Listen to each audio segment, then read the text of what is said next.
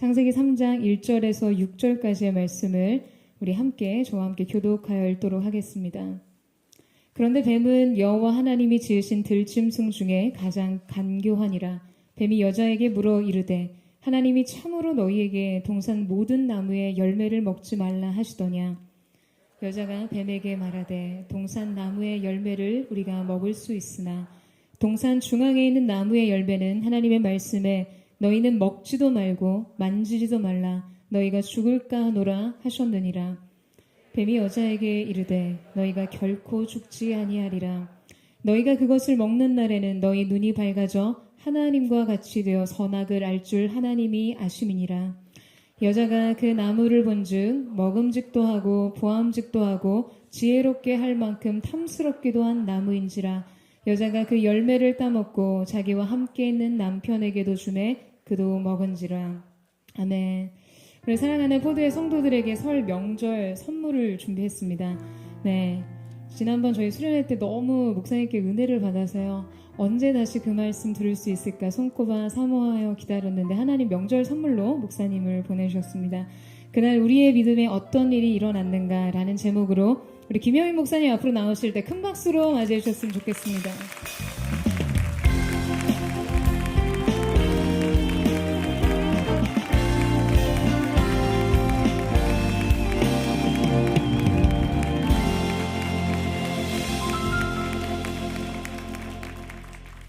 반갑습니다. 지난번에 제가 말씀을 전했을 때 여러분들이 예수를 몇 년 믿었든지 간에 초보자라고 생각하고 말씀을 전하겠다고 했었는데 오늘도 마찬가지입니다. 여러분들이 지금까지 배우고 여러분들이 지금까지 알고 있는 그리고 너무나 익숙한 본문이죠. 이 본문은 너무나 익숙한 본문이죠. 이 본문에 대해서 여러분들이 알고 있다고 생각하는 것들을 일단 접으시고 오늘 말씀을 좀 들었으면 좋겠습니다.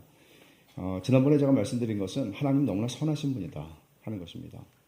이게 그저 우리가 노래로 표현하고 찬양으로 표현하고 그저 그리스도인들끼리 하는 인사말 속에서 있는 정도로는 안 된다는 것이죠. 왜냐하면 우리에게는 뿌리 깊은 하나님에 대한 불신과 뿌리 깊은 의심이 그리고 그 의심을 확증해 줄 수 있을 만한 우리 인생의 사건들이 있단 말이에요. 그래서 하나님의 선하심을 믿는다는 것은 그리 쉬운 일이 아닙니다. 아니, 쉬운 일이 아니라 불가능한 일입니다. 에덴 동산 밖에서 태어났고 에덴 동산 밖에서 살아가고 있고 가시와 엉겅퀴가 수없이 많이 내 인생 속에서 일어나는 것을 열심히 하면 열심히 한 것만큼의 보상이 나에게 따라야 하는데 그렇지 않은 세상을 살아가고 있는 우리들에게 하나님의 선하심을 믿으라고? 불가능한 일입니다. 우리 안에 어떤 기적이 일어나지 않는다면 그 일은 불가능합니다. 근데 이제 이런, 왜 이렇게 되었는가? 그날, 하와가 아담과 함께 선악과를 따먹었던 그날, 우리의 믿음에 어떤 일이 일어났길래? 이게 오늘 말씀의 주제입니다. 그날 하와가 아담과 함께 선악과를 따먹은 거 우리 다 알죠? 누구나 다 압니다. 그리고 그렇게 해서 원죄가 시작됐다. 다 들은 얘기입니다.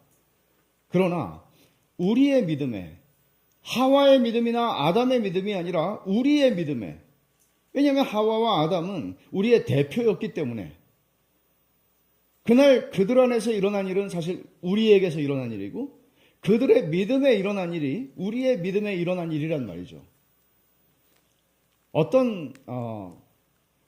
여러분 범죄한 사건입니다. 최초의 범죄 사건이에요. 오늘 기록은 하나님의 이 최초의 아담과 하와의 범죄 사건에 대한 하나님의 기소장이에요. 매우 디테일합니다. 묘사가. 그러면 이 기소가 이루어지려면 검사가 어떤 죄의 사실에 대해서 기소를 하려면 분명하게 죄가 발생한 시점을 쓸 수 있어야 합니다. 여러분 마음만 먹었다고 해서 기소할 수 있는 건 아니잖아요. 사람을 미워했기 때문에 기소를 당하는 사람은 세상에 없죠. 그러나 하나님께서 죄를 인식하시고 죄를 바라보시고 죄를 정의하시는 관점도 그런가 하는 것을 우리는 오늘 말씀을 통해서 살펴볼 필요가 있습니다. 죄라고 하는 것에 대한 가장 피상적인 이해는 뭔가 하면 하라 하지 말라입니다. 하라 하지 말라를 하라는 것을 하지 않거나 하지 말라는 것을 하는 것. 그 정도의 수준으로 죄를 이해한다면 여러분들은 기독교도 모르고 복음도 모르고 하나님도 모르는 것입니다. 술 마시는 게 죄인가요? 그리스도인이 담배 펴도 되나요? 11조를 해야 되는데 세금 떼기 전에 해야 되나요? 세금 뗀 다음에 해야 되나요? 어떻게 하면 죄를 짓지 않죠? 이런 수준에 머물러 있다면 여러분은 아무것도 모르는 것입니다. 성경이 말하는 죄는 그렇게 단순하거나 피상적이지 않습니다. 하나님은 그런 방식으로 사람들을 정죄하거나 사람들을 받으시지 않습니다. 이스라엘 백성들이 그랬죠. 이스라엘 백성들은 하라 하지 말라로 이해하는 것이 일반적이었고 뿐만 아니라 율법의 하나의 조항에도 여러 가지 적용 조항들을 만들어서 그들이 그 모든 것들을 지키기 위해서 바리새인과 서기관들은 애를 썼습니다. 대단한 사람들이죠. 그럼에도 불구하고 주님께서는 화했을진저 그들을 저주하셨습니다. 그들은 종교인일 뿐이었습니다. 오늘날에도 그런 사람들은 교회 안에 넘치고도 많습니다. 목사라든지 장로라든지 교회 생활을 오래 한 사람들 가운데에서 자기도 모르게 그런 방식으로 종교인의 삶을 살아가기 쉽습니다. 그것을 주님은 기독교라고 말하지 않습니다. 성경은 그것을 기독교라고 말하지 않습니다. 여러분 아마 가끔 목사님들이 헬라어나 히브리어를 쓰는 경우들이 있잖아요. 그 중에서 우리가 가장 많이 들어봤음직한 교회를 한 10년 이상 다닌 사람들은 들어봤을 거예요. 하말티아라고 하는 헬라어로 된 죄라는 용어가 있습니다. 이거는 관역을 맞추는데 실패했다는 것입니다. 관역을 못 맞췄다는 것입니다. 그러니까 하나님이 원하시는 그게 있는데 그걸 못 맞췄다는 거죠.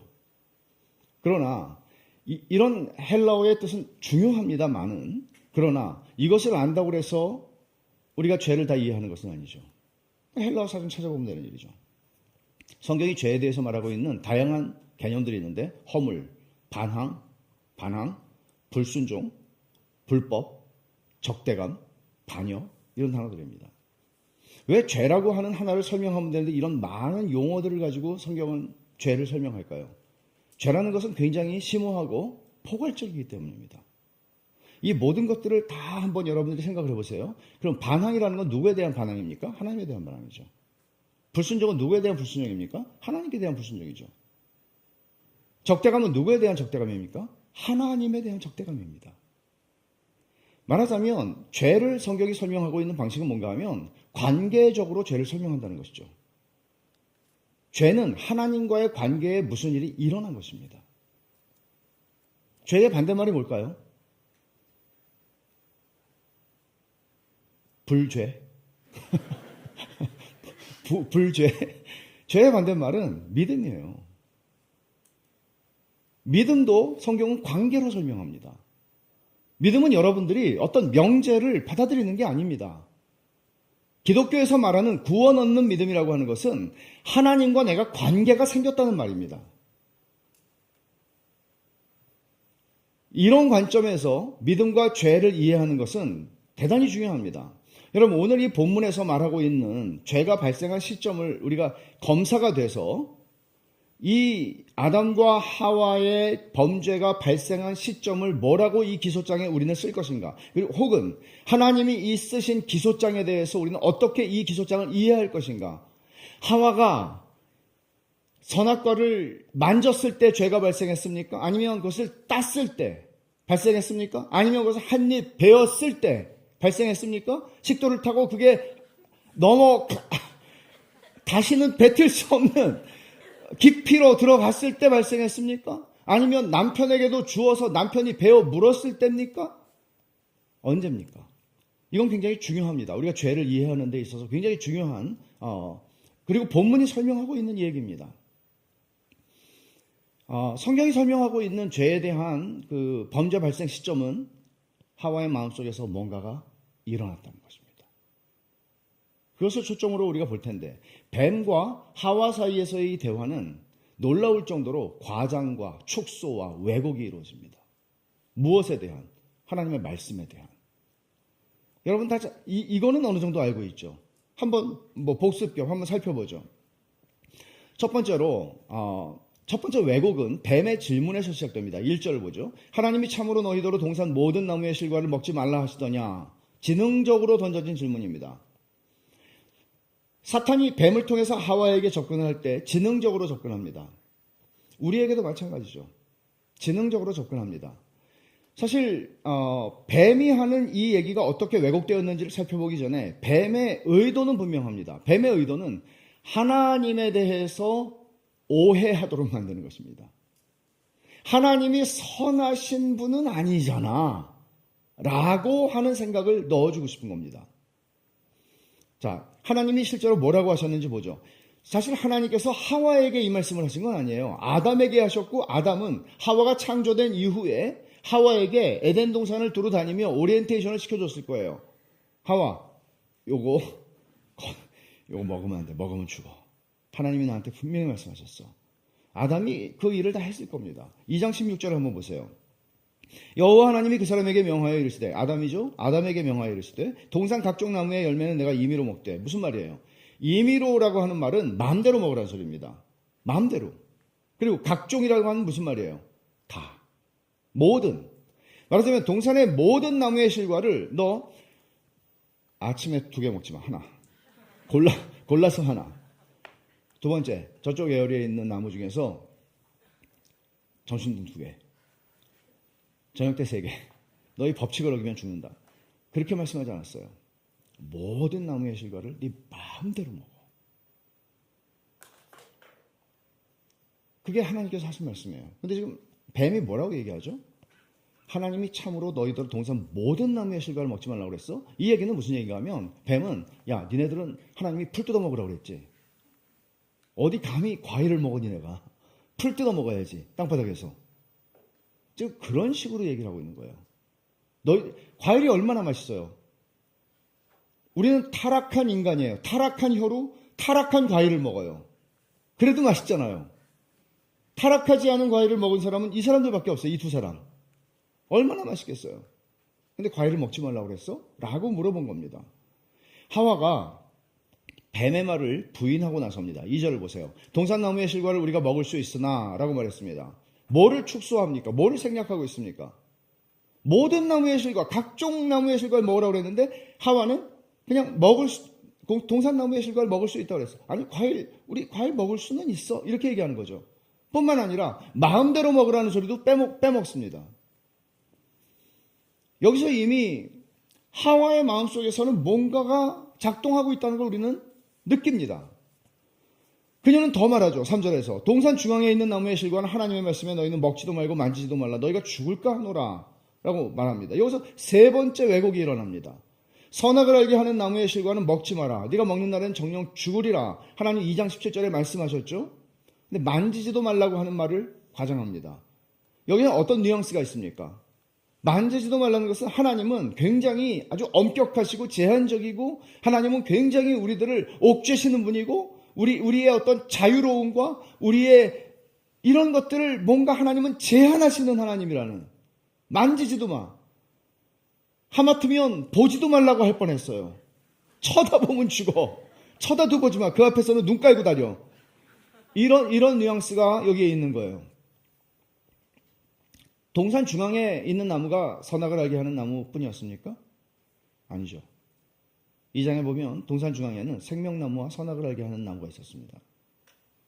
근데 왜 하와는 선악을 알게 하는 나무의 실과를 먹지 말라고 말하지 않고 동산 중앙에 있는 나무라고 표현을 하는 것일까요? 동산 중앙에 있는 나무의 실과는 하나님 말씀에 너희는 먹지도 말고 만지지도 말라. 생명나무도 있었잖아요. 여러 학자들이, 어떤 학자들은 생명나무 실과를 먹었을 것이라고 생각하고, 범죄하기 전에, 어떤 학자들은 먹지 않았을 것이라고 생각합니다.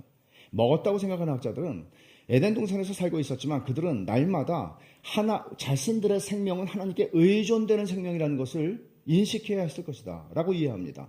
여러분들이 거듭난 신자라고 할지라도 하나님의 말씀을 너희는 떡으로만 살 것이 아니요, 신명기 8장 3절에 말하죠. 떡으로만 살 것이 아니요 하나님의 입에서 나온 모든 말씀으로 살 것이라는 말씀은 단순히 내가 거듭났으니까 이제는 거듭난 영적인 생명을 가진 존재야, 나는 영생을 소유한 존재야, 그걸로 끝나는 거 아니죠. 우리는 하나님의 말씀을 늘 먹으면서 우리의 영혼이 자라나는 거죠. 우리의 영혼은, 생명은 하나님께 의존적인 것이죠. 생명의 주관자가 되시고 생명의 원천이신 분에게 의존적인 것이죠. 우리 그렇게 고백을 하며 날마다 말씀을 먹어야 하는 존재들입니다. 아담과 하와도 그랬을 것이라고 생각합니다. 그러나 그 이상의 의미가 있을 거라고 봅니다. 먹지 않았다고 생각하는 학자들은 요한계시록 마지막에 생명나무가 이를 먹게 할 것이라고 하는 것이 상으로 주어진다고 말합니다. 말하자면 하나님께서는 일종의 견습기관을 주셔서 아담과 하와에게 완벽한 환경을 주셨지만 그들이 여기서 생명나무 실과를 바라보면서 선악을 알게 하는 나무의 실과는 먹지 마라고 한 그 기간 동안의 테스트를 통과하면 하나님이 상으로 주실 것이라고 어떤 학자들은 이야기합니다. 저도 동의합니다. 어떻든 중요한 건 뭔가 하면 하와는 생명나무 실과도 선악을 알게 하는 나무의 실과도 뭉뚱그려서 그녀는 하나님은 우리를 굉장히 못하게 하는 게 많은 분이야 하는 마음을 드러내고 있다는 것이죠. 이 표현 속에서. 그녀의 마음은 하나님의 선하심을 바라보는 것이라기보다는 하나님이 자기와 아담에게 완전히 선하지는 않으며 오히려 최고의 것은 당신 홀로 가지고 계시고 우리에게는 아주 제한된 것들, B급을 우리에게는 주시는 하나님인 것처럼 그런 마음을 표현하고 있는 겁니다. 뱀이 이제 확실하게 과장과 왜곡의 마침표를 4절에서 찍습니다. 너희가 결코 죽지 아니하리라. 너희가 그것을 먹는 날에는 너희 눈이 밝아 하나님과 같이 되어 선악을 할 줄 하나님이 아심이니라고 말합니다. 결코 죽지 않는다. 이제 드디어 뱀은 자신만만하게 하나님이 죽을 거야 라고 말씀하셨지만 뱀은 죽지 않아. 심지어 더 나갑니다. 너희가 하나님처럼 될 거야 라고 말합니다. 어떤 일이 일어났습니까? 과장과 왜곡의 절정인데 그 전에 아담과 하와에게는 단 한 가지의 기준만 있었어요. 그들의 삶에. 하나님의 말씀, 하나님의 약속. 그러나 이날부터 시작해서 우리 모든 사람들에게, 모든 인류에게는 두 개의 약속이, 두 개의 기준이, 두 개의 말씀이 주어져 있습니다. 하나는 하나님의 말씀이고요. 하나는 사탄을 통해서 뱀이 준 말입니다. 하나는 하나님의 약속이고요. 하나는 사탄을 통해서 우리에게 주어지는 약속입니다. 하나님의 약속, 사탄의 약속. 하나님은 죽는다. 이거 먹으면 안 돼. 이거 먹으면 너 죽어. 사탄은 이거 먹으면 너 하나님처럼 돼. 이거 먹으면 행복해. 라고 말합니다. 여러분, 우리는 아침에 일어나면서부터 두 가지 기준을 가지고 살기 시작합니다. 우리의 마음속에서. 내가 오늘 하루를 사는 동안에 하나님의 자녀이고 하나님께서 오늘도 내 인생 가운데 하루라고 하는 인생 가운데 하나님의 선하심을 약속하셨고 보증하셨다는 것을 믿을 것인가? 아니면 오늘도 감당할 수 없는 이 일들 속에서 나는 죽었구나. 나는 오늘도 어떻게 해서든지 하나님을 만족시켜드려야 하고 내 인생 속에서 내 보스를 만족시켜야 하고 살기 싫어. 이렇게 하면 성공할 것 같은, 그러나 하나님께서 그것을 하면 죽는다고 말씀하시는, 우리는 두 가지 기준과 두 가지 약속과 두 가지 말씀을 가지고 이날부터 살기 시작합니다. 또 하나의 약속이 들어온 것이죠. 결국 죄라고 하는 것은, 여기서 죄를 설명하고 있는데 죄라고 하는 것은 믿음의 문제라는 거죠. 하와가 왜 먹었어요? 사탄의 약속을 믿었으니까요. 이걸 먹으면 죽지 않아 라고 하는 약속을 믿었으니까. 안 죽는 거였구나. 그러고 먹었으니까. 그리고 안 죽을 뿐만 아니라 하나님처럼 될 수 있구나. 그래서 먹었어요. 사탄의 약속을 믿었기 때문에 먹은 거예요. 모든 죄의 문제는 믿음과 깊이 연결되어 있어요. 믿음과 연결되지 않은 죄는 없어요. 불가능해요. 왜 하나님이 원하시지 않는 인생을 살아가고 하나님이 기뻐하지 않는 길을 걸어가요? 그 길이 주는 약속이 있기 때문이고 그 약속을 믿기 때문이에요. 믿음의 문제라고요. 범죄가 발생하는 것은 우리 안에서 믿음이 어떻게 작동하느냐의 문제라는 것이죠. 하와의 태도의 본질을 한번 생각해 보세요. 하와의 마음속에서 어떤 마음이 일어났습니까? 하와는 하나님이 자신들을 축복하기 위해서가 아니라 당신의 필요를 채우시기 위해 자기들을 창조하셨고 자기들은 장기판에 말 정도가 되는가 보다라고 생각을 하는 정도가 된 거예요. 제가 지난번에 말씀 전한 거 여러분 기억하시는 분들 계실 거예요. 하나님은 필요해서 우리를 창조하지 않으셨어요. 하나님이 필요해서 창조했으면 우리에게는 재앙이에요. 왜냐하면 하나님의 필요를 만족시켜 드릴 수 있는 인간이 못 되기 때문이죠. 우리는 필요 없는 인간, 불필요한 존재, 쓸데없는 존재가 되는 거죠. 하나님에게. 그러나 하나님은 용도가 있어서 우리를 창조하지 않았어요. 당신의 기쁨을 부어주고 싶었고 당신의 선하심을 우리에게 베푸시기를 원하셨어요. 그게 하나님의 창조의 목적이고 동기예요. 그리고 아담과 하와에게 퍼펙트한 환경을 주셨어요. 부족함이 없었어요. 여호와는 나의 목자시니 내가 부족함이 없습니다라는 고백은 이들의 날마다의 고백이었을 거예요. 그러나 어떤 일이 일어난 겁니다. 하나님이 자신들을 이용하기 위해서 자기들을 창조했나 보다라는 생각이 들기 시작한 것이죠. 하나님의 선하심에 대한 그들의 지식과 신뢰에 금이 가기 시작한 겁니다. 이게 범죄가 발생한 시점이에요. 자신과 남편은 하나님에게 있어서는 바람직한 목표를 달성하는 도구가 될 수 있을지는 모르지만 결국 자신들은 하나님의 필요를 채워주는 존재, 그 이상도 이하도 아닌 존재가 된 것이죠. 여러분, 여기서 우리는 죄의 본질을 본문이 암시하고 있다는 것을 보게 됩니다. 최초의 범죄가 발생한 시점은 아담과 하와의 마음속에서 아담도 옆에 있다가 계속 옆에 있었어요. 본문을 보면 아담은 어디 맛을 갔다 온 게 아니고 하와가 뱀하고 대화할 때 계속 옆에 있었어요. 함께 있던 남편에게도 주매라는 히브리 말은 계속해서 함께 있었던 남편에게 줬다는 말이에요. 그러니까 아담의 침묵은 심각한 문제였죠. 아담은 말했어야 됐죠. 하와, 내가 얘기했잖아요. 남자들의 침묵에는 이 아담에게서 유전된 자기가 아는 거에 대해서는 연락에 얘기하지만 모르는 거에 대해서는 과묵하죠. 정말 말해야 될 때 말하지 않는 것입니다. 비겁하고 옹졸한 그런 모습들을 우리는 많은 남자들에게서 봅니다. 뭐 저도 다르지 않겠죠. 그러면 여러분, 죄의 본질을 성경이 뭐라고 설명하고 있는 것인지 한번 정리해 봅시다. 제가 두 가지로 설명할 건데, 첫 번째, 죄는 하나님이 언제나 자신들에게 최상의 것을 공급해 주신다는 것을 의심하는 것입니다. 굉장히 중요한 얘기예요. 이건 다니엘 풀러라고 하는 신학자가 성경의 일관성에서 내린 죄의 정의인데, 저는 이거보다 더 죄를 잘 설명할 수 있는 방법은 없다고 생각합니다.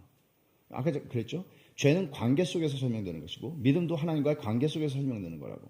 그러면 하나님과의 관계를 형성하는 게 믿음이라면 죄는 하나님과의 관계를 깨뜨리는 것입니다. 그게 뭐예요? 하나님의 선하심을 의심하는 것입니다. 더 구체적으로 말하면 하나님이 언제나 나에게 최상의 것을 주신다는 것을 믿지 않는 것입니다. 여러분, 이 말에 여러분들이 아멘을 하지 않는 것을 저는 굉장히 고맙게 생각합니다. 왜냐하면 이거는 아멘하기 쉽지 않은 말이기 때문입니다. 하나님이 내 인생의 모든 순간에 언제나 최상의 것을 공급해 주셨고 지금도 주시고 계시고 앞으로도 주실 것이라고, 내 일생 전체를 통해서 그렇게 믿으라고. 내 인생에서 지금 이렇게 내가 고통스러운 터널을 지금 지나가고 있고 터널 끝이 보이지도 않는데, 내 인생에서 막 그 고통스러운 터널을 막 지나서 나왔는데 그것도 나에게 주신 최상의 것이라고. 최상의 것, 차선의 것이라고 하면 내가 어느 정도는 받아들일 수 있겠는데 그게 나에게 주시는 최상의 것이라고. 우리는 여기서 시험에 들 만한 말을 만난 겁니다. 어떻게, 그러면 우리는 일생을 밥 먹고 죄만 짓고 있는 거네. 때때로 우리 인생에서 내가 원하는 것들을 얻었던 순간들이 있었죠. 그럴 때 우리는 말하죠. 하나님은 너무 좋으셔. 그러나 그때뿐. 다시 상황이 바뀌고 다시 상황이 내가 원하지 않는 이 삶의 궤적으로 흘러가고 있을 때 우리는 당황하면서 하나님이 왜 나한테 이러시는지 모르겠어. 그러지 않아요? 어떤 게 더 많아요? 여러분들의 인생에서 여러분들이 엘림과 같은 오아시스에서 사는 시간이 많아요? 아니면 마라와 같이 쓴 물을 먹었던 때가 더 많아요? 아까 얘기했잖아요. 에덴 동산 밖에서 태어났어요, 우리는. 가시와 엉겅퀴가 우리 인생에 너무나 많아요. 고통스러워요. 이런 삶을 왜 살아야 되는지 모르겠어요. 힘겨워요. 이런 인생을 우리가 살아가면서 하나님이 나에게 지금 최상의 것을 주신다고? 가시와 엉겅퀴가 최상이라고? 젊은 나이에 내가 암 선고를 받은 게 최상이라고? 내가 사랑하는 사람을 잃어버린 게 그게 최상이라고? 우리는 할 말이 너무나 많습니다. 할 말이 너무나 많습니다. 그런데 그거를 하나님의 선하심을 내가 좀 의심했기로써니 이런 일이 있고 내 인생 가운데 이런 일들이 계속되고 있는데 내가 하나님을 의심하는 게 아니고 최상의 것을 주신다는 것은 내가 이건 아니지. 차선으로 합시다. 아니면 세 번째로 합시다. 그 정도면 제가 그냥 받아들이겠습니다. 지는 셈 치고. 최선이라고요? 최상이라고요? 최상의 선을 주신 게 그거라고요. 내 인생 가운데. 내 인생 가운데 한 번도 하나님이 차선을 주신 적이 없고 최상의 것을 주셨다고요? 언제나 선하셨다고요? 이거는 너무나 도전이 되는 얘기입니다. 인정하기 쉽지 않은 얘기입니다. 그러나 여러분, 성경은 분명히 말합니다. 오늘 본문을 통해서 그리고 성경 전체를 통해서 하나님의 선하심을 믿지 않는 것이 죄라고. 하나님의 선하심은 이따금씩 우리에게 주어지지 않습니다. 왜냐하면 하나님이 무한히 우리에게 선하시다고 할 때 그 무한히 선하시다는 것은 하나님이 당신의 전능하신 능력을 사용하셔서 우리같이 정말 보잘것없는 인생들을 찾아오셔서 우리의 인생에서 주님을 만났던 25살 때 그때부터 하나님이 나에게 선하신 것이 아니라 내가 하나님을 만나기도 전에 내 인생의 시작부터 지금까지 그리고 앞으로의 마지막 날까지 그리고 영원토록 하나님의 전능하심을 통해서 당신의 무한한 선하심을 나에게 베풀어 주고 계시는 것이라고 성경은 말합니다. 되게 중요한 얘기예요, 이것은. 조금 이따가 제가 증명하죠. 설득하죠, 여러분들을. 여러분, 보혜사 성령께서 행하실 사역을 예수님께서 십자가를 지시기 전에 요한복음 16장 9절에서 말씀하셨어요. 죄와 의와 심판에 대해서 그분이 오셔서 너희들을 책망하실 것이다. 죄에 대해서 책망하신다는 무슨 말이에요? 너희가 날 믿지 아니하며. 주님은 죄에 대한 성령의 심판을 믿지 않는 것과 연결을 시켜서 말씀하셨고 성령께서 그것을 우리에게 말씀하실 것이라고 책망하실 것이라고 이야기하셨습니다. 무엇을 믿지 않아요? 나를 믿지 않아요. 나의 무엇을 믿지 않아요? 하나님의 선하심을 믿지 않아요. 우리는 하나님의 영광이라는 단어를 좋아하죠. 조나단 에드워즈라고 하는 신학자는 영광이라는 단어에 꽂혀서 그것을 많이 설명했던 사람 가운데 한 사람입니다. 그는 하나님의 영광이 하나님의 선하심이라고 말합니다. 하나님의 아름다우심이라고 말합니다. 아름다우심이라는 말도 약간은 추상적일 수 있죠. 선하심입니다. 하나님의 선하심을 알지 못한다면 우리는 하나님을 즐거워할 수 없습니다. 그래서 이 선하신 하나님에 대한 불신은 하나님의 한없는 사랑과 자비, 완전한 기쁨과 행복을 나누어 주시기 위해서 우리를 창조하신 하나님의 의도와 목적을 불신하는 것입니다. 이것이 첫 번째 죄에 대한 정의입니다. 두 번째 죄에 대한 정의, 다른 관점에서 설명하면 영적인 독립선언입니다. 이것은 하와는 뱀과의 대화 속에서 왜곡되어 버린 하나님으로부터 스스로 독립을 선언합니다. 그게 무슨 얘기인가 하면 하나님이 주신 기준이 있잖아요. 이거 먹지 마라. 먹으면 죽어. 먹으면 너한테는 해로워. 라고 말씀하셨지만 하와는 하나님의 말씀으로부터 독립합니다. 하나님의 말씀이 하와에게 더 이상 영향력을 발휘할 수 없게 된 겁니다. 자신은 사탄의 약속을 믿고 사탄의 약속이 자기의 삶 속에 작동하는 영향을 발휘하는 그런 삶을 살기를 원합니다. 하나님으로부터 독립하는 것입니다. 만약 여러분들의 삶 속에서 내가 하나님을 믿는다고 하지만 하나님의 말씀이 여러분들의 삶 속에서 어떤 영향도 주지 않는다면 여러분들은 하나님과 독립적으로 살아가는 것입니다. 하나님의 말씀이 여러분들의 삶의 모든 마음과 생각과 모든 것들을 지배하고 영향을 미쳐야 하는 것입니다. 이게 예수를 믿는 것입니다. 하나님의 말씀이 나에게 전혀 영향을 미치지 못하는 삶을 살아가고 있다? 독립해서 살아가는 것입니다. 그 얘기는 무슨 얘기인가 하면 내가 하나님이라는 얘기고 내가 하나님처럼 되고 싶다는 얘기입니다. 부인할 수 없습니다. 여자가 6절에 나무를 본즉 먹음직도 하고 보암직도 하고 지혜롭게 할 만큼 탐스럽기도 한 나무인지라 라고 말합니다. 자신이 지혜로워지고 하나님처럼, 그럼 더 이상 하나님의 말씀이 자기에게 구속력을 가질 필요가 없죠. 아담의 생각 속에서도 하와의 속에서 일어났던 것과 똑같은 일이 일어났던 것입니다. 더 이상 그들은 부부가 하나가 돼서 더 이상 하나님의 말씀이 그들에게 어떤 영향도 미치지 않는 삶을 살기 시작하는 것입니다. 이게 죄입니다. 독립선언이죠. 아담의 후손으로 태어나는 모든 인류가 죄인으로서 가지고 태어나는 죄인의 DNA, 본성입니다. 여러분, 복음서에서 이것을 어떻게 설명하는지 제가 말씀을 드리죠. 첫 번째는 부자 청년의 사례입니다. 마태복음 19장에 보면 부자 청년이 예수님에게 나와서 말합니다. 내가 무슨 선한 일을 해야 영생을 얻으리이까? 좋은 질문입니다. 예수님이 내가 생명에 들어가려면 계명을 지키라고 말씀을 하시니까 이 청년은 부자였어요. 청년이었어요. 또 다른 복음서를 보면 이 사람은 관원이었어요. 정치적인 성공을 한 사람이었습니다. 정치적으로, 경제적으로 성공한 사람이었을 뿐만 아니라 젊었습니다. 뿐만 아니라 그는 종교적으로도 성공한 사람이었습니다.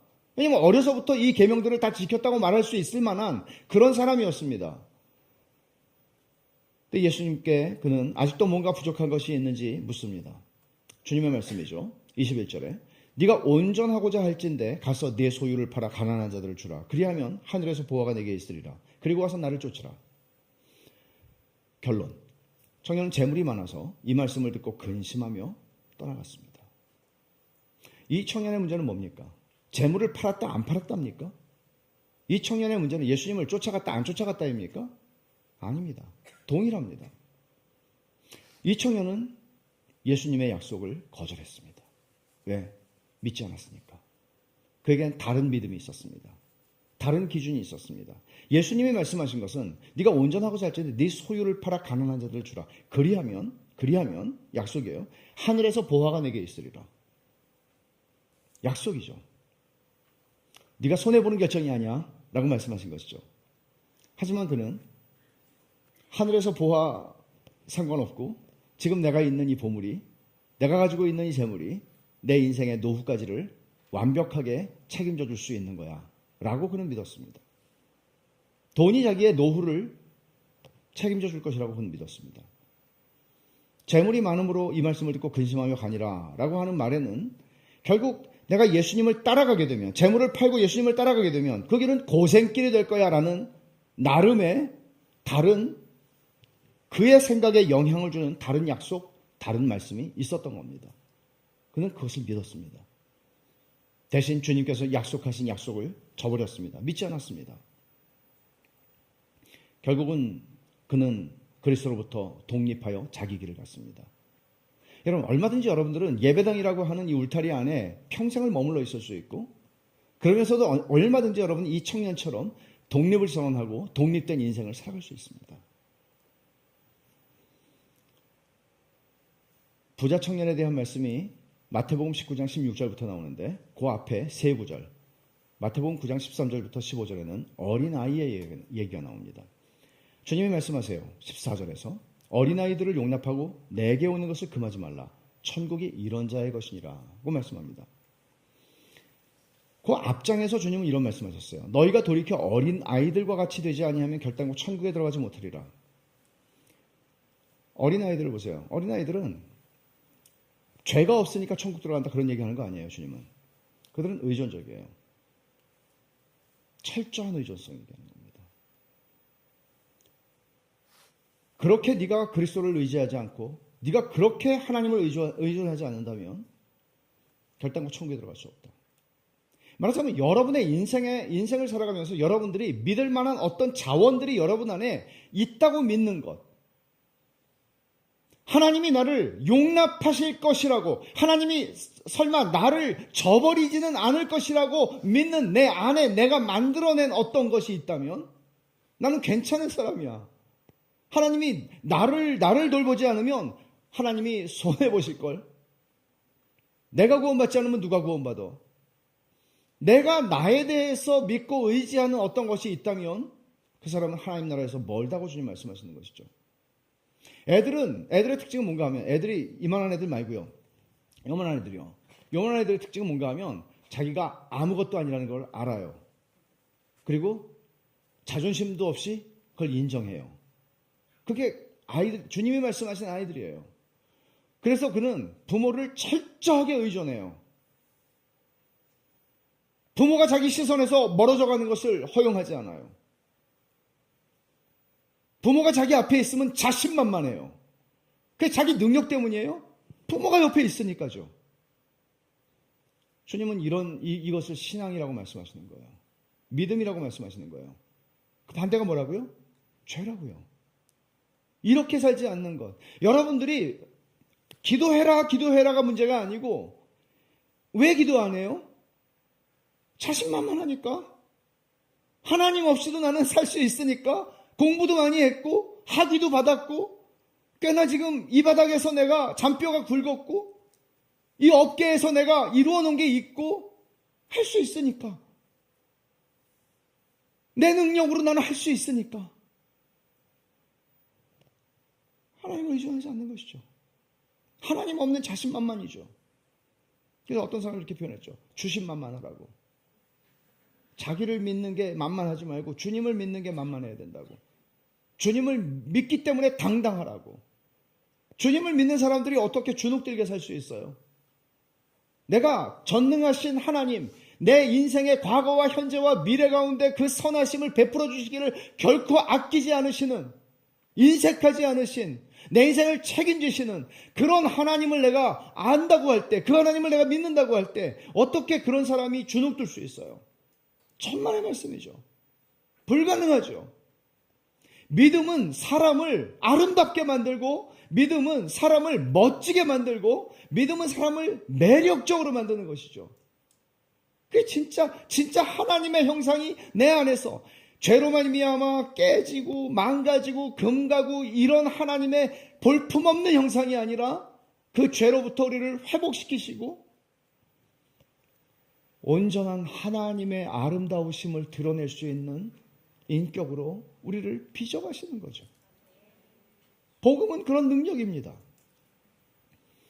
그래서 믿음이란 독립을 선언하는 게 아니고 의존을 날마다 선언하는 것입니다. 사람은 태어나서 의존을 하다가 사춘기가 되면서 독립을 하죠. 마음으로. 부모보다 내가 더 똑똑해. 그리고 20대, 30대가 되면서 돈을 벌기 시작하면서 독립을 진짜 하죠. 결혼을 하고 또 독립을 하죠. 그러나 영적인 원리는 정반대입니다. 우리는 철저하게 아무것도 모르는 갓난아기가 태어나지만 철저하게 독립적인 인간으로 태어납니다. 미운 2살, 죽이고 싶은 7살 그런 말 하잖아요. 어떻게 말도 못하는 것들이 미운 짓은 골라서 다 하잖아요. 염치도 없고 체면도 없고 자기밖에 모르잖아요. 이기적이잖아요. 밤이고 낮이고 울면 돼. 얼마나 이기적인 존재예요. 죄성을 타고나는 거고 독립적으로 태어나요.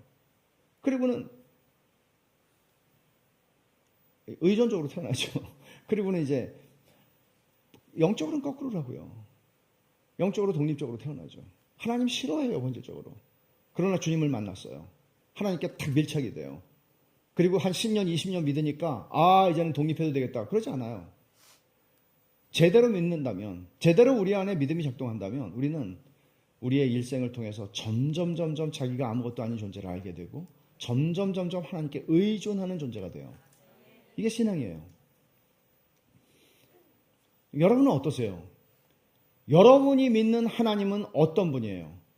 여러분들의 삶은 2가지 적용을 해보세요. 여러분들은 하나님이 내 인생 가운데 과거와 현재와 미래는 놔두더라도 과거와 현재에 정말 최상의 것을 주시고 계시다고 고백할 수 있습니까? 아멘이라고 하지 마세요. 일단 겁나세요. 함부로 아멘 하지 마세요. 고백할 수 있습니까? 이건 굉장히 깊이 여러분들이 생각해 봐야 할 문제입니다. 여러분들의 지난 인생을 다시 한번 믿음의 렌즈를 가지고 다시 한번 조망하고 반추해야 하는 문제입니다. 그 일을 여러분 하셔야 합니다. 여러분의 인생에 걸려있는 과거의 어떤 사건들이 있으면 여러분들은 하나님을 향해서 미래에도 하나님이 내게 은혜를 베푸실 것이라는 신뢰를 하나님께 둘 수 없습니다. 그건 하나님께서 원하시지 않는 것이죠. 정상적인 신앙이라면 여러분들의 불확실한 미래를 향해서 기대감이 생겨야 합니다. 하나님이 내 인생에 남은 인생에 불확실하지만 어떻게 될지 모르지만 무슨 일이 일어날지 모르지만 내 인생에 남은 나의 인생에 어떤 은혜를 베풀어 주실까? 과거보다 더 큰 은혜를 베풀어 주시겠지. 이게 하나님의 의도예요. 여러분 이런 것들을 우리가 믿기 힘들어하는 이유 중에 하나를 제가 설명을 드릴게요. 레리 크랩이라고 하는 상담학자가 있는데 한 3년 전에 돌아가셨어요. 이분이 우리말로 번역된 책도 한 40여 권은 될 거라고 저는 생각하는데 영적 가면을 벗어라라고 하는 책에서 3가지 욕구를 동심원으로 설명을 했어요. 첫째는 일상적인 욕구가 있어요. 제일 바깥에 있는 거예요. 일상적인 욕구는 뭔가 하면 인간의 기본적인 욕구들, 의식주 같은 거죠. 좀 좋은 집이 있으면 편하잖아요. 그리고 맛있는 걸 먹으면 너무 기쁘잖아요. 이런 의식주에 관한 것들이에요. 뭐 옷도 좋은 것들을 입으면 기분이 좋겠죠. 차도 좋은 걸 쓰면 기분이 좋겠죠. 이런 의식주에 대한 아주 기본적인 욕구들을 얘기하는 것이에요. 일상적인 욕구. 근데 그 일상적인 욕구만 채워진다고 사람이 좋진 않아요. 그 안에는 또 하나의 동심원이 있는데 그 안에는 기본적인 욕구라고 하는 게 있어요. 기본적인 욕구라고 번역된 이 말은 어떤 것을 얘기하냐면 관계가 좋아야 좋은 것입니다. 아무리 내가 많은 걸 가지고 있다고 해도 내 부부관계가 너무나 나쁘고 부모와 자식 관계가 너무나 불화하는 관계 속에 있으면 사람은 행복할 수 없죠. 그러니까 우리는 우리가 하나님의 선하심을 믿지 못하게 되는 데에는 이런 일상적인 욕구들이 왜 나는 채워지지 않아? 쟤는 부모를 잘 만났는데 왜 나는 이런 부모를 만나서 나는 이렇게 힘들게 살아야 돼? 이런 불만부터 시작해서 하나님이 선하시다면 나도 좀 좋은 부모 좀 주시지. 내가 결정하지 않은 거잖아. 이런 생각할 수 있죠. 그리고 왜 이렇게 내 자식들은 이렇게 말을 안 들어? 왜 이 관계 왜 나는 부부관계가 이렇게 힘들어? 이런 것들이 우리를 불행하다고 느끼게 만드는 요소들 아니에요? 그죠? 근데 레리 크랩은 이 2가지 동심원, 일상적인 욕구가 있고요. 의식주에. 그리고 그 안에 기본적인 욕구가 있고 그리고 가장 깊은 곳에 어떤 사람들은 그런 욕구가 있다는 것조차 인식하지 못하는 또 하나의 욕구가 있는데 그것은 근본적인 욕구라고 설명합니다. 그 근본적인 욕구는 하나님만 채워줄 수 있는 겁니다. 하나님의 형상이기 때문에 하나님은 그것을 주셨어요. 우리에게. 하나님으로 채워져야 우리는 진짜 행복할 수 있다는 것이죠. 근데 문제는 뭔가 하면 그런 욕구가 있는지 몰라요. 사람은 생각 안 하고 살아요. 그냥 소위 시쳇말로 등 따숩고 배부르면 행복하다는 생각을 하는 사람도 있어요. 또 관계가 그냥 좋으면 너무나 좋죠. 좀 배고파도 좀 좋죠. 관계가 좋으면. 근데 하나님께서는 하나님의 사랑하는 자녀들의 삶 가운데 그 근본적인 욕구를 발견하게 하세요. 그래서 내가 아무리 좋은 집에 살고 아무리 좋은 가정을 이루고 행복하게 살아간다고 해도 채워지지를 않아요. 인간은. 그걸로 채워지질 않아요. 근데 그걸 보기가 어렵다는 거죠. 그걸 발견하기가 어려워요. 그런 욕구가 있다는 거를. 난 별로 행복하진 않아. 다 가졌는데도 행복하진 않아. 그럴 수 있는 거죠. 근데 하나님께서는 네 안에 그런 근본적인 욕구가 있다는 걸 네가 보기를 원한다. 왜냐하면 하나님은 나의 하나님이 되기를 원하시고 나에게 진짜 선함을 베풀어 주시기를 기뻐하시기 때문이에요. 만일 우리가 원하는 의식주가 욕구가 채워지고 그리고 우리의 관계의 욕구가 채워지면은 그것도 하나님이 주시는 거예요. 맞아요. 그러면 우리는 어떻게 되냐면 하나님으로부터 독립을 선언해요. 이 좋은 게 하나님이 주셨다는 생각을 하지 않아요. 독립을 선언하고 우리가 하나님이 되려고 그래요. 그건 하나님의 의도가 아니에요. 하나님은 그거보다 더 깊은 있다가 없을 수 있는 그리고 영원하지 않은 가치가 아니라 영원히 쇠하지 않는 가치 그리고 점점 더 영광스러울 수밖에 없는 가치를 향하여 우리의 눈을 열어주고 싶으시고 그것을 보게 하시는 거예요. 왜냐하면 우리는 일생을 태어나서 살다가 죽으면 끝나는 그것이 전부인 그것이 삶이 아니거든요. 우린 영원한 존재로 창조받았거든요. 청교도들이 생각했듯이 우리의 일생은 탈의실과 같은 것이거든요. 여러분 수영장에 가서 탈의실에서 옷 입었다 벗었다 그러고 나오는 사람 없잖아요. 탈의실에서 얼른 옷을 갈아입고 수영장으로 가서 수영을 하고 우리의 일생은 옷을 갈아입는 방과 같아요. 영원한 천국으로 들어가는. 근데 우리에게는 이 세상이 너무나 큰 거죠. 그래서 기본적인 욕구나 일상적인 욕구나 이런 것들에 의해서 내 삶의 행과 불행이 좌우되는 것 같은 그런 생각을 가지고 하나님을 믿을 수 없어라고 하는 거죠. 하나님은 이것들을 건드리십니다. 때로는 이것들을 건드리십니다. 깨트리십니다. 그리고 우리 안에 있는 근본적인 욕구를 보게 하세요. 그리고 하나님을 찾게 하세요. 하나님 만나주세요. 그리고 우리의 삶을 온전하게 빚어가시는 인생으로 채워주시기 시작해요. 그렇기 때문에 우리는 이 인생에서 한 번 주님을 만나고 나서 이제는 하나님이 전부야. 그러지 않는다는 거죠. 또 우리는 배설물과 같이 여겨서 버렸던 것들을 주워 담기 시작하는 일들이 수없이 많이 일어나요. 우리 인생에서. 그때마다 하나님은 우리를 돌이키게 하시고 하나님이 우리의 전부가 되시는 것을 알게 하시고 하나님이 내 삶에 가장 최상의 것을 베풀어 주신다는 것을 기어이 고백하게 하세요. 고난당한 것이 내게 유익이라 고 말하게 하시는 거예요. 주는 선하사 선을 행하시오니 라고 말하게 하시는 거예요. 여러분, 저는 아직 복음을 얘기하지 않았습니다. 복음을 얘기하고 마치겠습니다. 로마서 8장 32절에서 성경은 이렇게 말합니다. 하나님이 자기 아들을 아끼지 않고 우리 모든 사람을 위하여 내어주셨다. 복음은 하나님의 선하심의 증명이었습니다. 자기 아들을 아끼지 않고 내어주었다? 여러분 자식을 가지신 분들은 아실 겁니다. 자식보다 더 소중한 존재는 없습니다. 자기의 삶보다 더 사랑합니다. 자식보다 더 사랑할 수 있는 존재는 없습니다. 하나님 그렇게 우리를 창조하셨습니다. 그런데 하나님은 당신의 독생자를 자기 아들을 아끼지 않고 우리 모든 사람을 위하여 내어주시니가 어찌 모든 것을 우리를 위하여 아끼시겠는가라고 바울은 말합니다. 어떻게 증명하라고요? 하나님이 선하시면 나에게 좋은 차를 주세요. 하나님이 선하시면 나에게 좋은 직장을 주세요. 하나님이 선하시면 내가 걱정 안 하고 그냥 먹고 살 수 있도록 일 안 하고 먹고 살 수 있도록 해주세요. 이게 하나님의 선하심을 증명하라는 여러분들의 요구입니까? 그리고 그 요구에 하나님이 대답하시고 응답하시면 여러분들은 하나님의 선하심을 일생도록 찬양할 수 있을까요? 우리는 그런 존재가 아니라는 거죠.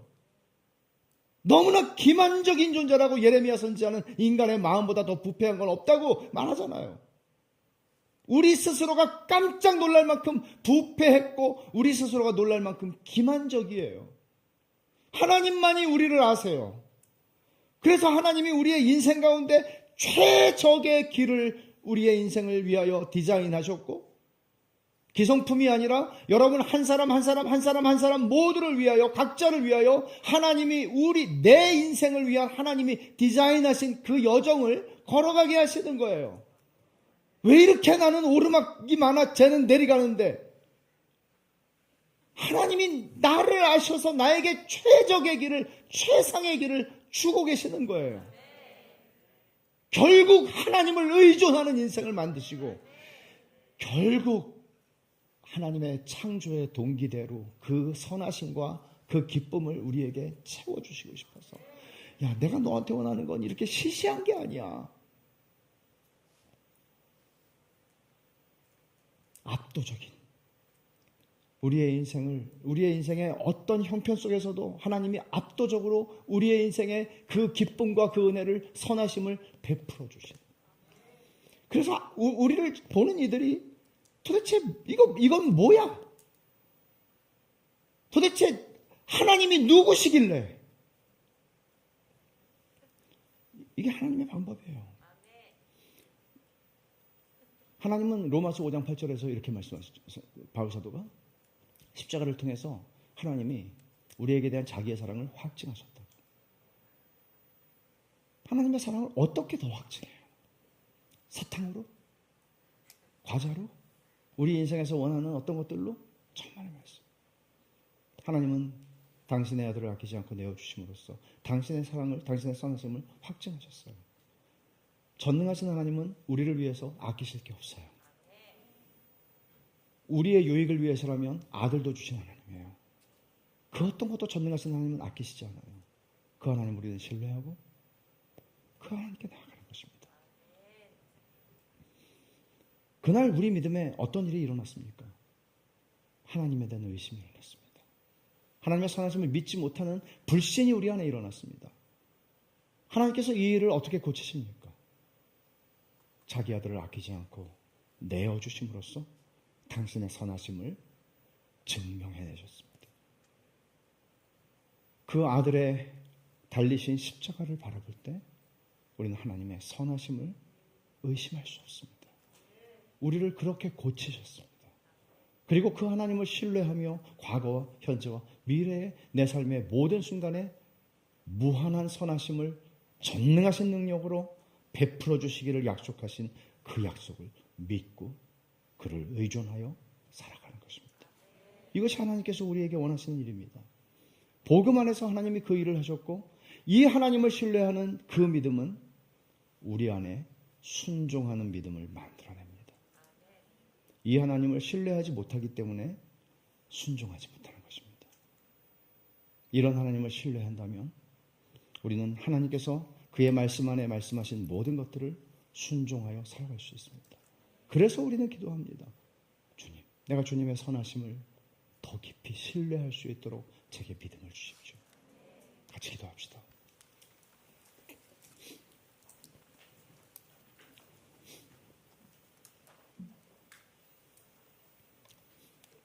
주님께서는 다윗을 통해서 시편에 이렇게 말씀하세요.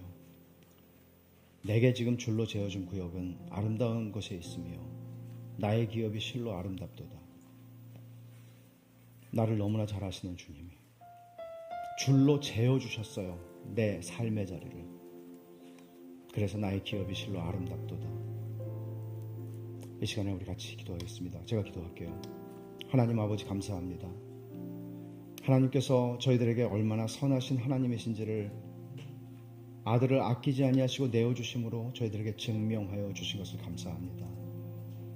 주님, 저희 안에 하나님을 믿을 수 없는 증거들이 너무나 많지만 하나님이 선하시다면 이럴 수는 없어라고 하는 증거들이 너무나 많지만 주께서 오늘 말씀하신 대로 저희들에게 가르쳐 주신 대로 그날 하와가 아담과 함께 선악을 알게 하는 나무의 실과를 먹었던 그날 저희 안에 저희의 믿음에 금이 가기 시작했고 하나님을 신뢰할 수 없게 되었고 하나님으로부터 독립을 원하는 인생들이 되었다는 사실을 고백합니다. 주님, 저희를 버려두지 않고 저희의 금간 하나님에 대한 믿음에 저희들의 일생을 통해서 경험하고 살아가는 삶을 통해서 증명됐다고 생각할 만큼 하나님을 믿지 못하는 저희들의 믿음을 온전하게 하시기 위해서 아들을 아끼지 않고 저희를 위해서 주셨고 십자가에 못 박으셨고 하나님의 진노와 저주를 저희를 대신하여 다 그에게 부으셨습니다. 하나님 아버지, 아들을 아끼지 않고 내어주시니가 어찌 그 아들과 함께 우리에게 모든 것을 주시지 않겠느냐고 한 그 말씀대로 주님, 저희의 인생이 주 안에 있어서 얼마나 감사한지, 저희의 인생이 선하신 하나님 그 전능하신 팔 안에 있기 때문에 얼마나 평안한지 주님, 이런 은혜를 일생 동안 누릴 수 있도록 영원히 누릴 수 있도록 저희의 믿음 없음을 불쌍히 여겨주시고 저에게 믿음을 주시옵소서. 예수님의 이름으로 기도하옵나이다. 아멘. 우리 귀한 말씀 전해주신 목사님께 한번 우리 감사의 박수를 나누겠습니다. 역시 하나님께서 주신 말씀을 우리의 가슴 깊이 새기며 우리가 오늘 하나님 앞에 나아가기를 원합니다. 주님, 그 진리를 알지니 진리가 너희를 자유케 하리라. 모든 고통과 의심과 불신으로부터의 해방 예수 그리스도의 십자가 앞에서 하나님 오늘 우리가 자유를 얻게 하시고 하나님 사랑에 대한 오해를 해결하게 되는 거룩한 은혜가 열려지게 하여 주시옵소서. 우리 그만 고백하며 함께 찬양하며 주님 앞에 나아가기를 원합니다.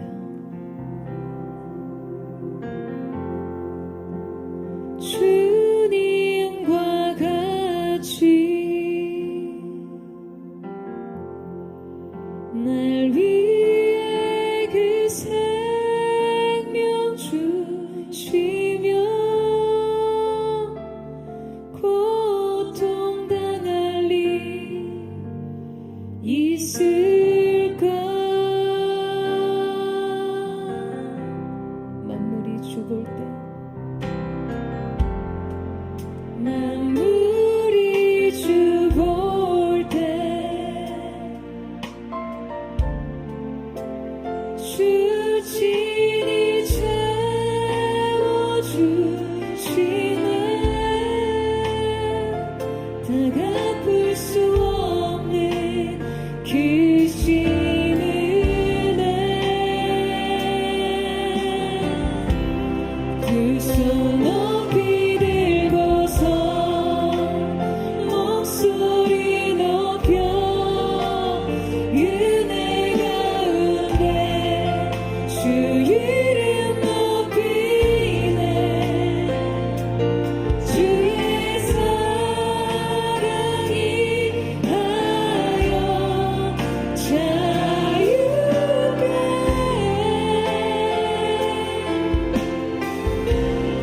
오직 주의 말씀과 주의 십자가 그의 보혈과 신실한 의지에 나를 새롭게 하신 주의 능력. 우리 다시 한번 고백하며 나아갑니다. 주님과 같이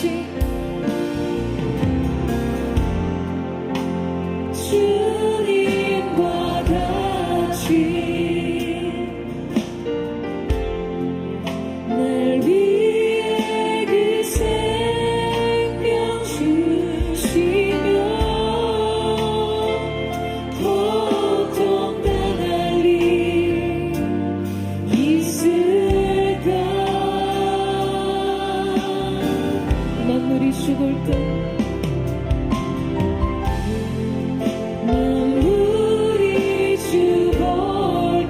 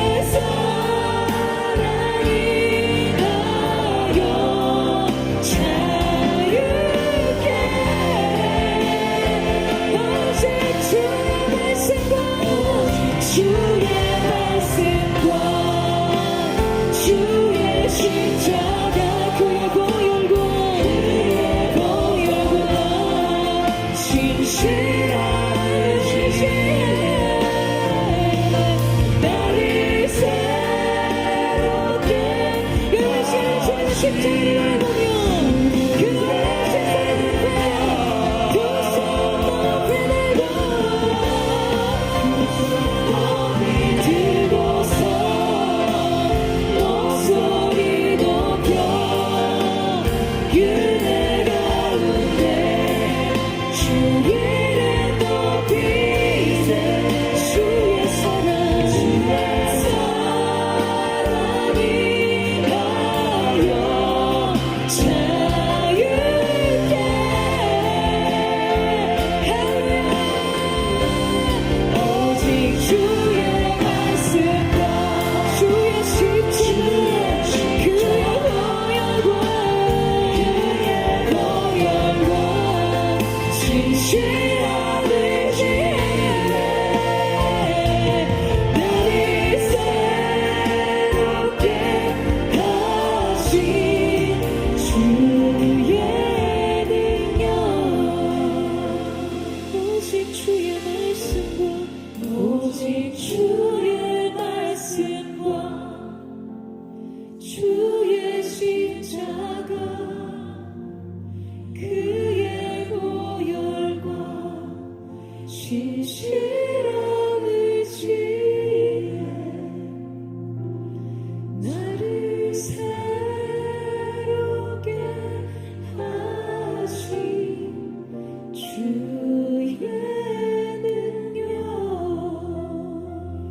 우리가 지금은 거울로 보는 것 같이 희미하나 그때에는 얼굴과 얼굴을 대하여 볼 것이요 지금은 내가 부분적으로 아나 그때에는 주께서 나를 아신 것 같이 내가 온전히 알리라. 사랑하는 주님, 주님이 나를 아시듯 나도 주님을 온전히 알게 되는 그날 주님 앞에서 우리의 믿음이 부끄럽지 않기를 원합니다. 우리를 향한 당신의 사랑을 확증하신 십자가를 앞에 두고도 주님 우리가 얼마나 많이 의심했습니까? 얼마나 많이 불신했습니까? 하나님 사단의 목소리가 우리의 마음 가운데 넣어준 하나님 그 다른 말 하나님의 사랑을 오해하고 불신하는 말을 따라 얼마나 다른 인생의 길로 이탈했습니까? 사랑하는 주님, 주님의 사랑으로 우리를 이끌어 주십시오. 주님이 나를 하시듯 나도 주님을 온전히 알게 되는 그날 주님 앞에 부끄러움 없는 믿음으로 주님의 부르심의 길을 갈 수 있도록 주님 역사하시고 함께하여 주시옵소서. 주님 오늘 이 시간 우리 안에 있는 오직 하나님의 말씀 외에 예수 그리스도의 십자가의 외에 다른 어둠의 권세가 나오지 모든 어둠의 속삭임이 예수님의 이름으로 끊어지게 하여 주시옵소서. 이간하는 영 더러운 사단의 세력 예수님의 이름을 영원히 곱게 빡빡 떠나갈지어다. 진리를 알지니 진리를 힘써 알지니 진리가 너희를 자유케 하리라. 그 사랑으로 여러분 달려가세요. 그 사랑으로 달려가십시오. 자유를 얻으세요. 평안을 누리세요. 새로운 생명을 누리십시오.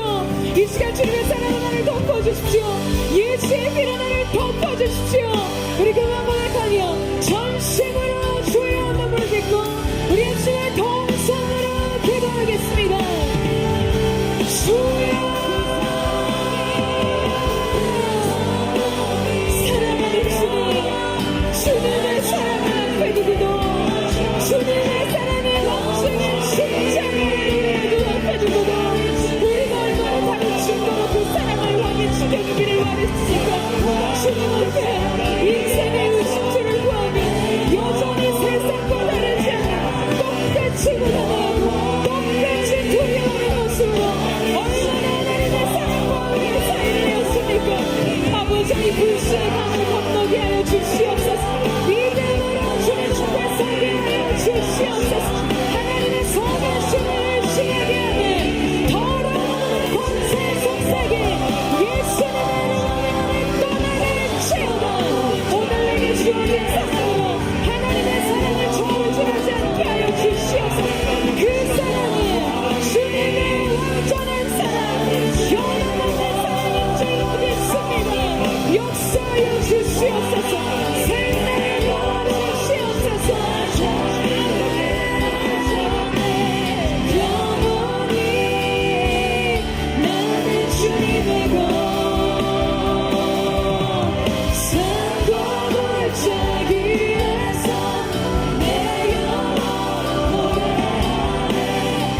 영원히 나는 주님의 것.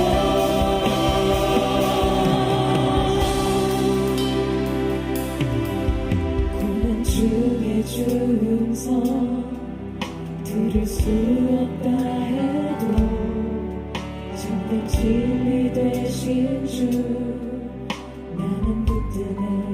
폭풍이 몰려와도 험한 길을 간대도 믿음의 두 손 들고 주실래. 내게 행하신 그 놀라운 일 생명 주신 주를 기억하네.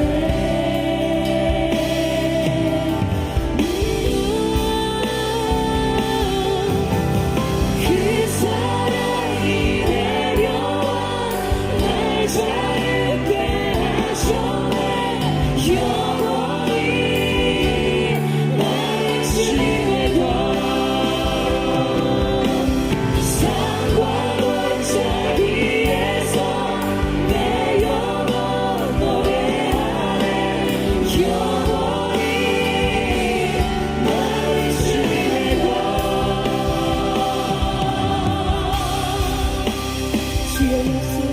주의 약속 이루어져 소망이 넘칠 때도 은혜로운 주 손길 느낄 때도 주를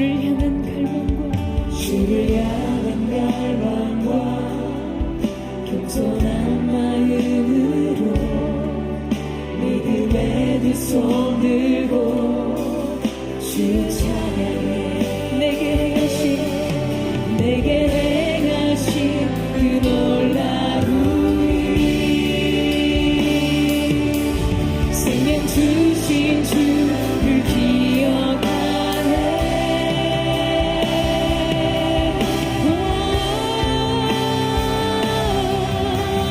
그 사랑이 내려와 날 자유케 하셨네. 영원히 나는 주님의 것.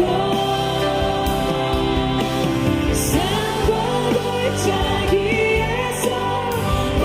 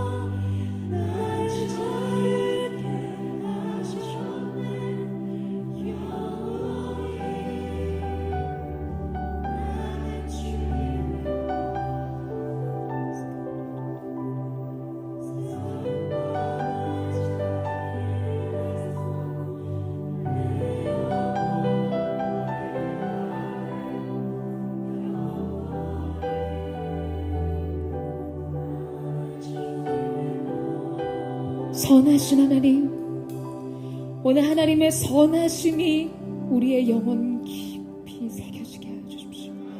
십자가로 수놓으신 하나님의 사랑의 완전함, 주님께서 확증하신 그 사랑이 우리 인생의 모든 영역에 자유를 선언하게 하여 주십시오. 주님, 이 가운데 이 질문 앞에 답을 얻지 못해 고통스러운 하나님의 사람들이 있습니까? 사랑하는 사람들을 잃어버린 자의 슬픔, 인생에 말할 수 없는 고통과 괴로움 속에 눈물 지으며 한숨 쉴 수밖에 없는 인생의 고난의 길을 걷고 있는 사람들, 주님, 내 인생의 가장 큰 장애물은 내 자신입니다 라고 고백하며 말할 수 없는 자신에 대한 실망감과 실패감을 이길 수 없는 하나님의 사람들이 있습니까? 사랑하는 여러분, 무엇으로 하나님의 선하심을 여러분의 인생 가운데 확증하시겠어요? 오늘 여러분 눈앞에 펼쳐진 사망의 음침한 골짜기도, 푸른 초장도, 쉴만한 물가도, 원수의 목청도 아닙니다. 오늘 여러분 곁에 계시는 선하신 목자 되신 예수님, 그분이 여러분의 인생의 답인 줄로 믿습니다. 어느 길로 가든 불 가운데 지날지라도 그불이 너를 사르지 못할 거야. 물 가운데 지날지라도 그 물이 결코 너를 엄몰지 못할 거야. 말씀하시는 그분이요, 이 물길도 두려운 불길도 아니라 그 가운데 함께 하시며 선명한 약속의 음성으로 우리를 이끄시는 그분이요, 여러분, 그분이 우리 인생 증거가 되십니다. 그분의 임재가 우리의 인생 증거가 되십니다. 오늘 여러분 하나님 앞에, 그러나 여러분의 고통스러웠던 신음을 토하세요. 십자가 아래에서 여러분의 모든 것을 내려놓으십시오. 수고하고 무거운 짐진 자들아, 다 내게로 오라, 내가 너희를 쉬게 하리라 말씀하시는 주님 앞에 여러분의 인생 고통과 괴로움을 내려놓으세요. 그리고 오늘 예수께서 허락하신 새로운 생명, 새로운 삶을 얻는 은혜가 있기를 축복합니다. 그리스도께서 채찍에 맞으심으로 너희는 나음을 얻었고, 그리스도께서 징계를 받으심으로 평화를 누리는도다. 예수께서 우리에게 주신 것, 십자가에서 허락된 삶을 누리는 거룩한 은혜가 있게 되기를 주님의 이름으로 축원합니다. 우리 그 마음 고백하며 전심으로 주여 한번 부르짖고 우리 역시 동성으로 기도하겠습니다. 주여, 사랑하는 주님, 오늘 하나님 앞에 고통스러운 질문을 가진 사람들, 주님의 사랑으로 안아주시옵소서. 이해할 수 없는 그 모든 삶의 고통과 시련과 상실 앞에서 이 모든 슬픔의 눈물을 닦아주시고 가슴 얹힌 인생의 무거움씩 예수의 십자가 앞에 내려놓을 수 있는 선하신 주님을 바라보게 하여 주시옵소서. 우리의 믿음이 부끄럽지 않은 그날까지 주님의 손을 붙잡고 주님과 함께하게 하여 주시옵소서. 예수의 십자가에서 인생에서 삶의 교훈을 얻게 되는 거룩한 은혜가 있게 하여 주시옵소서. 수고한 자들아, 짐진 자들아, 고통 가운데 시름하는 자들아, 내게로 오라, 내게로 오라. 내가 너희를 쉬게 하리라. 너희 죄가 주옥 같을지라도 내가 기쁨같이 기대하리라 말씀하신 주님, 여러분 주님께로 나아가세요. 이 하나님의 초청의 메시지에 사랑으로 응답하며 인생의 모든 고통과 근심, 삶의 모든 안심을 내려놓고 예수의 십자가 안에 있는 놀라운 은혜에 기름 부은 은혜가 있기를 사모하고 주 역사하여 주시옵소서.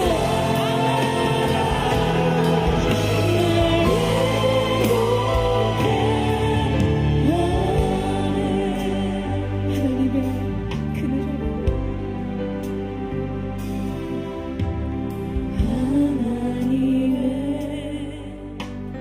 그늘 아래 내 모든 것 다 내려놓고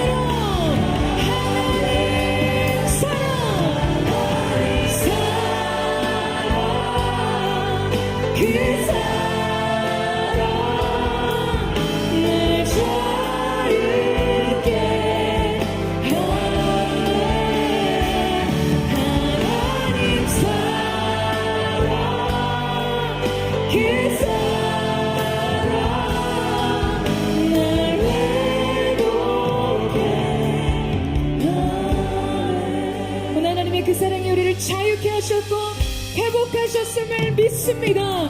여러분 이 사실을 믿으십니까?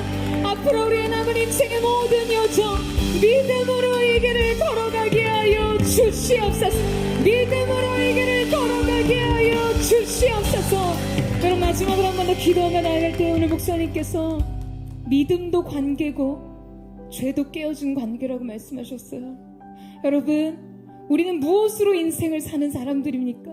오직 의인은 믿음으로 말미암아 살리라. 아멘. 오직 의인은 믿음으로 말미암아 살리라. 주님 오늘 매일매일의 삶을 믿음으로 살고 또 다시 살겠습니다. 허다한 주님들이 우리를 응원하되 이 믿음의 경주에서 이기는 자들이 되게 하여 주시옵소서. 우리 남은 여생의 모든 삶 믿음으로 살기를 결단하며 주의 한번 부르짖고 같이 기도하겠습니다. 주여 사랑하는 주님 우리가 오직 믿음으로 삽니다. 믿음으로 이 길을 가겠습니다. 주님과 함께 우리의 남은 생의 여정 주님의 관계 안에서 주님의 사랑에 된 영혼의 거하에 거룩한 하나님의 생을 되게 하여 주시옵소서.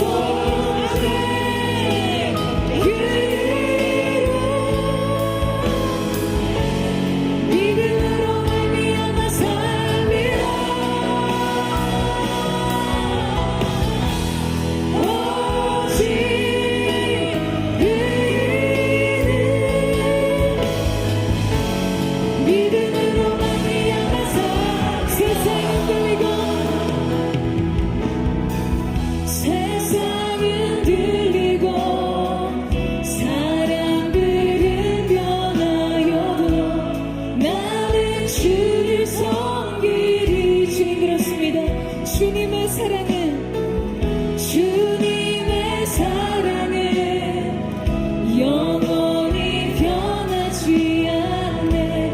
나는 주를 신뢰. 사람들 흔들리고 세상들 들리고 사람들 주를 떠나도 나는 주를 섬기리. 주님의 나라는 영원히 쇠하지 않네. 변하지 않는 우리의 나라를 선포하며 찬양합니다. 오직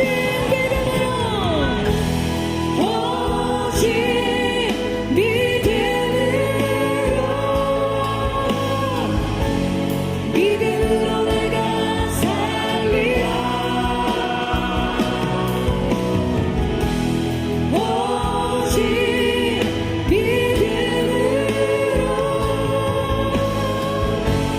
믿음으로 내가 우리 마지막으로 고백합니다. 오직 의인은 믿음으로 말미암아 살리라. 오직 의인은 믿음으로 말미암아 살리라. 오직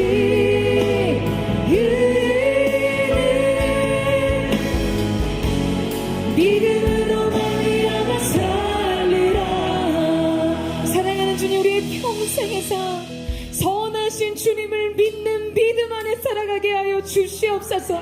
이 믿음의 상 주시는 주님을 바라보게 하여 주시옵소서. 낙심하지 말지니 때가 되면 거두리로다. 주님을 신뢰한 믿음의 결실을 인생에서 추수하는 거룩한 하나님의 사람들, 거룩한 포도의 성도들 되게 하여 주시옵소서. 오늘 그렇게 오늘 새롭게 하신 주님을 찬양하며 감사드리며 존귀하신 예수님의 이름으로 기도드립니다. 아멘. 할렐루야. 할렐루야. 우리 다시 한번 크신 일을 이루신 주님 앞에 우리 감사와 찬양과 영광의 박수 올려드리겠습니다.